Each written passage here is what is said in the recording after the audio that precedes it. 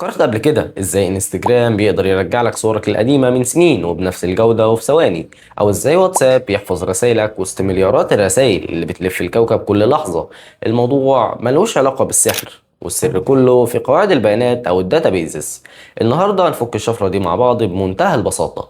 قاعدة البيانات دي باختصار عبارة عن مخزن ذكي جدا وشديد التنظيم لكل معلومة بتدخل التطبيق. اول نوع واشهرهم هو السيكوال. تقدر تعتبره جدول اكسل عملاق ومترابط في صفوف واعمده، بحيث يكون كل مستخدم ليه الصف الخاص بيه، وكل معلومه زي الاسم او الباسورد ليها العمود بتاعها. في نوع تاني مرن وحديث بنسميه النو سيكوال.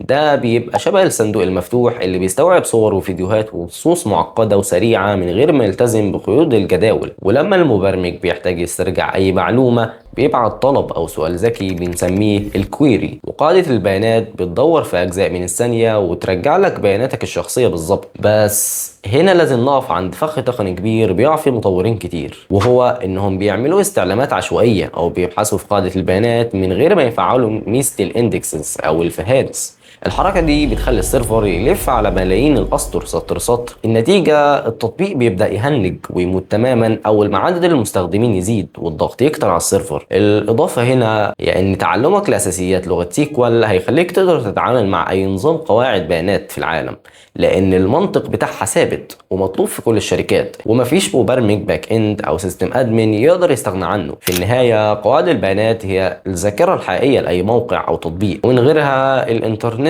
هيتحول لصفحات ثابتة وفاضية ملهاش أي قيمة. شاركوني في الكومنتات، تفتكروا مين أصعب في التأسيس والحماية، السيكوال المترابط ولا النو سيكوال المفتوح؟ اضغط لايك وسبسكرايب عشان الفيديو الجاي هنفك فيه طلاسم الخوارزميات